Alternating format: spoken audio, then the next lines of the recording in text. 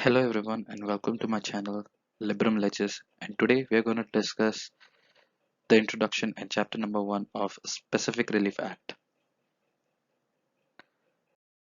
दोस्तों, किसी भी लॉ या सेक्शन को पढ़ने से पहले हमें खुद से 3 सवाल पूछना बहुत जरूरी है. First will be what, as in what does this particular law or section say? Second, why there was a need for this section? And third, how does this law or section provides a remedy? So let's ask, what is Specific Relief Act?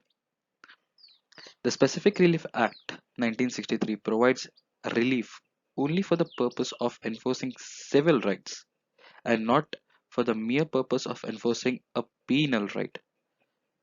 The object of Specific Relief Act is to protect civil rights, दोस्तों, and to prevent violation of this civil rights and to prevent civil wrong. The Act provides different kinds of reliefs as under: first, recovery of possession of property, movable and immovable; specific performance of contracts; rectification of contracts which have error in them; rescission of contracts which are voidable; cancellation of contracts which are not valid; declaratory decrees; injunction by way of preventive reliefs. Now let's see, why was this act enacted? दोस्तों, civil law is based upon a general rule of ubi jus ibi remedium, which translates to where there is a right, there is a remedy. The common law generally provides that where a civil wrong has been done to a person, the relief is granted in the form of damages or compensation. But दोस्तों, क्या हर case में damages या compensation देना सही होगा? नहीं ना. इसीलिए Specific Relief Act was enacted, and it was based upon the principle of equity. Because of the deficiency of common law, the equity court came to supplement common law and provide remedies which were not there in common law. The relief granted by common law was not adequate. Thus, where the aggrieved party can be adequately compensated in money, he will only get a decree of damages and not the equitable remedy of specific performance. But where pecuniary compensation is no adequate relief for non-performance of the contract, the specific relief can be granted. According to Pollock and Mullah, the law of specific relief is, in the essence, the part of the law of procedure. For the specific relief is a form of judicial redress. It is called specific because under its procedure, the suitor gets his relief in specie, that is, the very thing which the other party was bound to perform or to forbear. Let us now see the introduction of Chapter 1 of Specific Relief Act, which talks about the recovery of property. Chapter 1 covers Section 5 to Section 8, of which Section 5 and Section 6 deals with immovable property, whereas Section 7 and Section 8 deals with movable property. दोस्तों, अगर मैं आपसे पूछूं कि आप court में कैसे proof करोगे कि कोई प्रॉपर्टी आपकी है, तो आप मुझे बोलोगे सिंपल है, कागजात दिखा के. But what if you don't have the papers of that property? दोस्तों, इसीलिए section 110 of Indian evidence act हमें बताता है कि possession is the prima facie proof of the ownership of property. यानी किसी वस्तु या प्रॉपर्टी का आपके पास possession है तो कोर्ट ऐसे मान लेगा कि आप उस वस्तु या प्रॉपर्टी के ओनर हो. अब देखते हैं सेक्शन 5 क्या कहता है. Section 5 reads out, a person entitled to the possession of a specific immovable property may recover it in the manner provided by the Code of Civil Procedure 1908. तो चलिए दोस्तों, सेक्शन का डायसेक्शन करते हुए इसके फर्स्ट पार्ट को देखते हैं. सेक्शन 5 कहता है, a person entitled to the possession of specific immovable property. कौन है ये लोग? ओनर हो सकता है या फिर एक मॉर्गेजी भी हो सकता है. फॉर एग्जाम्पल, अगर आप आपकी किसी इमूवेबल प्रॉपर्टी को किसी बैंक के पास गिरवी रखते हो, और in future if you fail to pay back the loan amount, the bank will be entitled to the possession of such immovable property. In short, ऐसे लोग जिनका प्रॉपर्टी को अपने पोजेशन में लेने का हक है, and such person can recover the possession in a manner provided in CPC, that is by filing suit. एक एग्जाम्पल देख लेते हैं क्या है। ये इलस्ट्रेशन है। फॉर एग्जाम्पल, ए की एक लैंड है, 100 हेक्टर्स का लैंड है ए का। बी उसमें ट्रेसपास करता है। So A is a person entitled to the possession of specific immovable property जो बी के पोजीशन में है अभी। So A can file a suit under CPC and recover the specific immovable property, this property, in the possession of B. Okay. Section 6. Suit by person dispossessed of immovable property. Subsection 1. If any person is dispossessed without his consent of immovable property otherwise than in due course of law, he or any person through whom he has been in possession or any person claiming through him may, by suit, recover possession thereof, notwithstanding any other title that may be set up in such suit. दोस्तों, ये section हमें बताता है कि अगर किसी इंसान को कोई उसकी इमूवेबल प्रॉपर्टी से बिना उसके मर्जी के या लीगल प्रोसीजर फॉलो ना करते हुए डिस्पोजेस करता है, तो वो इंसान by suit can recover the possession of that immovable property. फिर चाहे जो इंसान उसको निकालता है यानी कि डिस्पोजेसर, उसके पास उस प्रॉपर्टी के कागजात ही क्यों ना हो। सबसेक्शन 2 क्या कहता है दोस्तों? No suit under this section shall be brought A after expiry of 6 months from the date of dispossession or against the government. Against the government. ऐसा क्यों? दोस्तों, यहाँ पे एक प्रिजम्पशन है, यानी अगर गवर्नमेंट आपको आपके प्रॉपर्टी से डिस्पोजेस करता है तो कोर्ट ये मानेगा कि government has acted in due course of law. Subsection 3 देखते हैं। No appeal shall lie from any order or decree passed in any suit instituted under this section, nor any review of any such order or decree be allowed. यानी दोस्तों, appeal या review का कोई scope नहीं है इसमें। However, this section does not stop you from filing for revision. Subsection 4. Nothing in this section shall bar any person from suing to establish his title to such property and to recover possession thereof.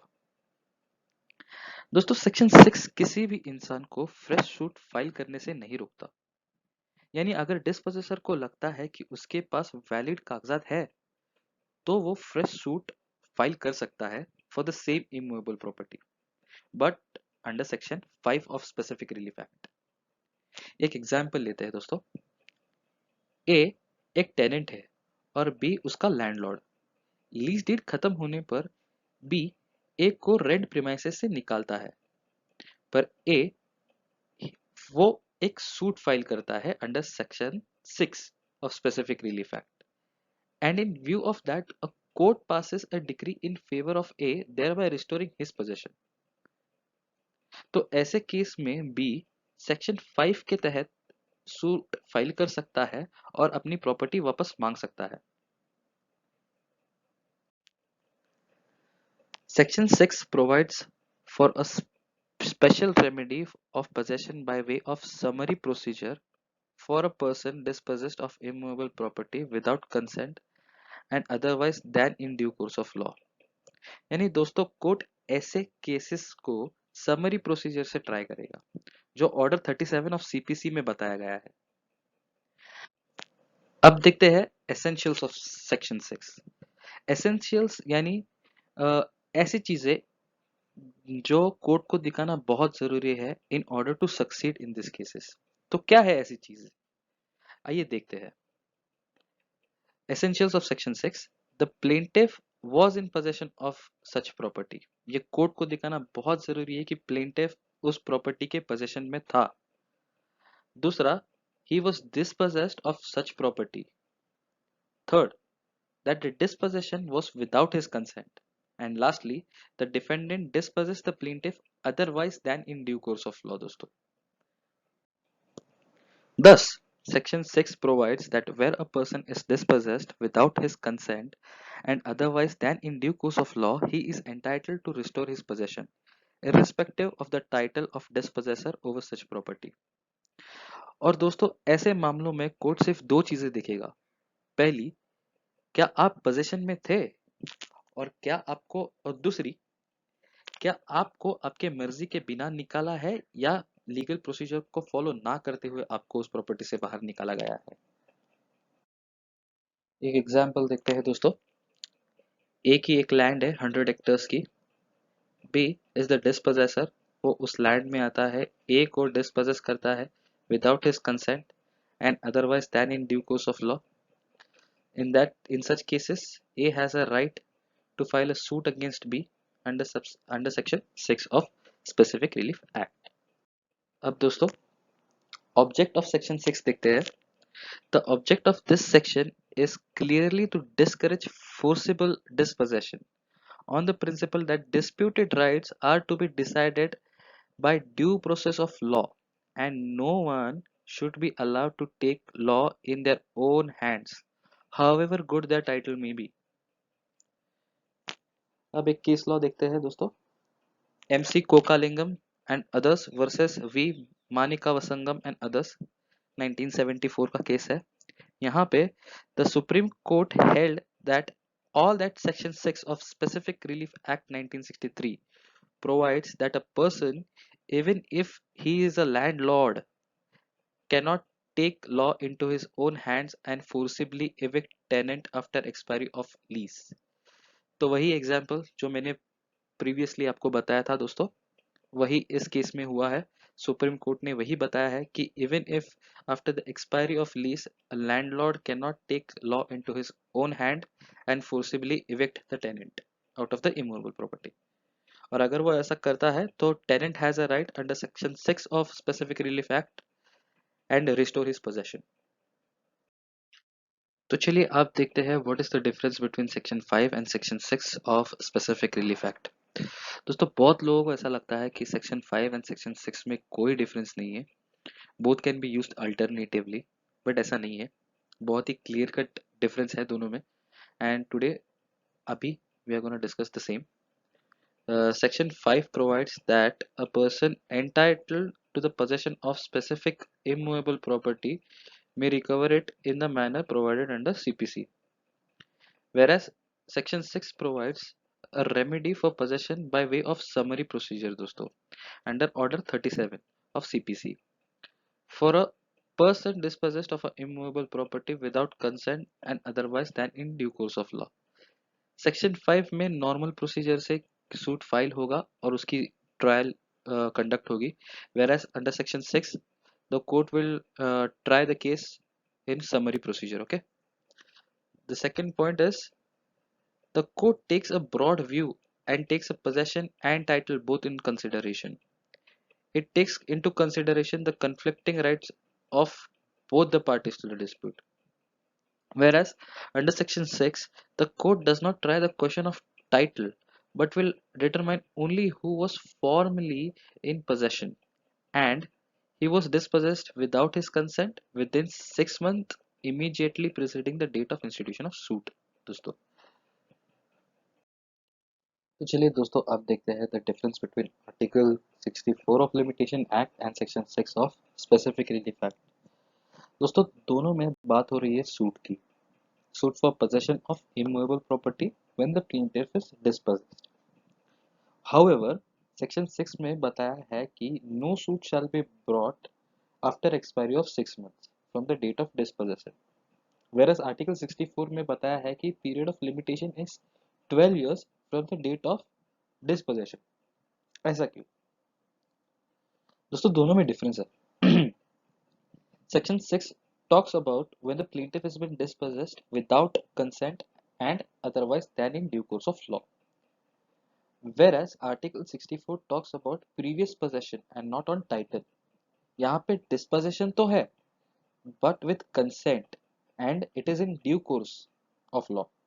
And therefore, when a suit is brought for possession of immovable property based on previous possession and not on title, when the plaintiff was dispossessed, the period of limitation will be 12 years from the date of dispossession. अब देखते हैं difference between section 145 of CRPC and section 6 of Specific Relief Act 1963. Section 145 of CRPC deals with a procedure where dispute concerning land or water is likely to cause breach of peace.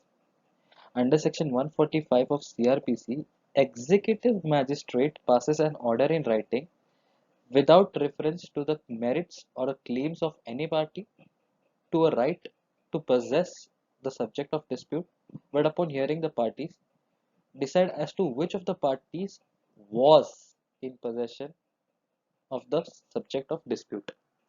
Here, the object of Section 145 of CRPC is to prevent dispute which is likely to cause breach in peace, whereas the object of Section 6 is to restore the possession of a person who has been dispossessed of immovable property without consent and due course of law.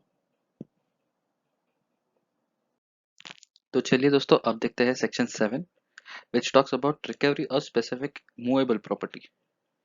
It reads out, a person entitled to the possession of specific movable property may recover it in the manner provided by Code of Civil Procedure 1908. The section provides two explanations. We'll see explanation 1. A trustee may sue under this section for the possession of movable property to the beneficial interest in which the person for whom he is trustee is entitled. Explanation 2. A special or temporary right to the present possession of movable property is sufficient to support suit under this section. तो चलिए दोस्तों अभी section को वापस dissect करते हैं और पढ़ते हैं कि सेक्शन क्या बोलने की कोशिश कर रहा है.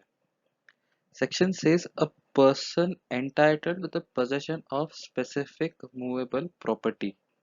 और दोनों explanations को consideration में रखते हुए who can be called as a person entitled to the possession of specific movable property.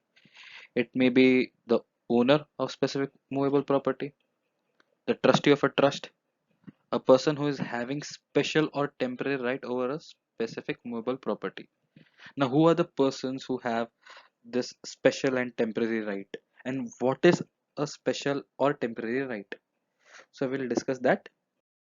Special or temporary right over a specific movable property can be acquired in two ways, by act of a person, and second, not by any act of a person. For example, इसमें आता है बेली and प्लेजी.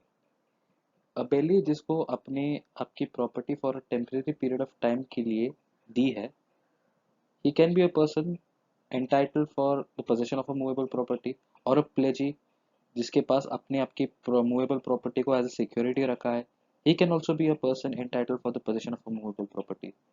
Or whereas in this case finder of the lost goods, the finder of a lost goods उसके पास भी temporary right है to possess such property. All these persons have special or temporary right over a specific movable property, and they are the persons entitled for the possession of a specific movable property. So all these persons are the persons entitled to the possession of a specific movable property, and they can recover it in the manner provided in CPC, that is by filing suit. Now moving on to the section 8, that is liability of a person in possession not as a owner to deliver to persons entitled to the immediate possessions. Now what is immediate possession? When a possessor himself owns the property or thing, we can call it immediate possession or direct possession. For instance, when I buy a pen from a shop and I keep it for myself, the pen is in my immediate possession.